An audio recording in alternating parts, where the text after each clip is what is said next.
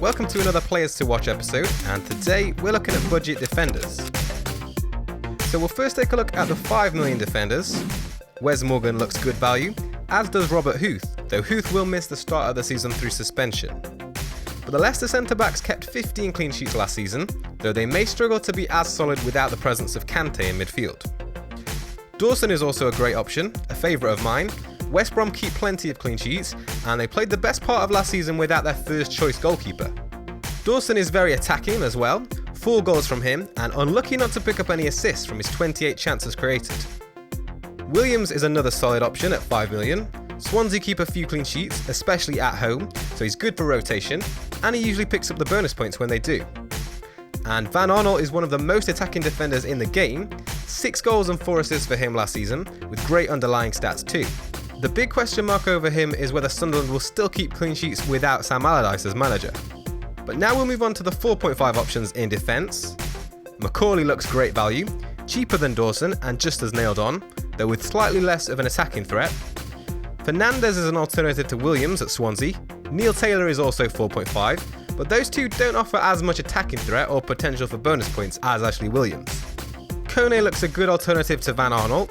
He's still very attacking, similar stats to the other 4.5 options from far less games. Kone made just 15 appearances last season after joining the club in January. And Peters and Walshide are 4.5 options from Stoke. Peters gets the nod here due to his attacking potential, 19 chances created last season, so unfortunate to pick up just the 1 assist. But Stoke are a solid team, especially at home.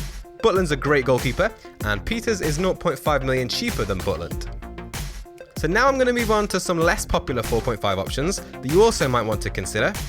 Soiree from Crystal Palace could be great value compared to Ward at 5 million and Dan at 5.5 million, though there are question marks over his starting place after Palace have signed Tompkins, as Ward could potentially move to left back. Cathcart is another option going under the radar. Watford kept quite a few clean sheets last season and are another team that keep them mostly at home, so great for rotation, although question marks over him due to Watford having changed their manager. Francis at Bournemouth, only 6 clean sheets but decent attacking potential, and he picked up 4 assists. And finally, George Friend from Middlesbrough, obviously from a promoted team, so it's hard to compare his stats against the others, but Middlesbrough did very well defensively last season. They've signed Victor Valdez as a goalkeeper, which should help improve them, and Friend also has fairly decent attacking potential. So there are a ton of options for budget defenders, but now I'm going to narrow it down to my top 3. First up is Patrick Van Aanholt. His attacking threat should ensure that he picks up points even when his team don't keep a clean sheet, and one of the reasons he's not my first choice pick is due to Sunderland losing Sam Allardyce. But Moyes will take over as manager, and he's someone who also tends to prioritise good defensive displays, and it's hard to ignore Van Aanholt's attacking stats. He was joint second amongst defenders for shots on target last season, only being beaten by Toby Alderweireld.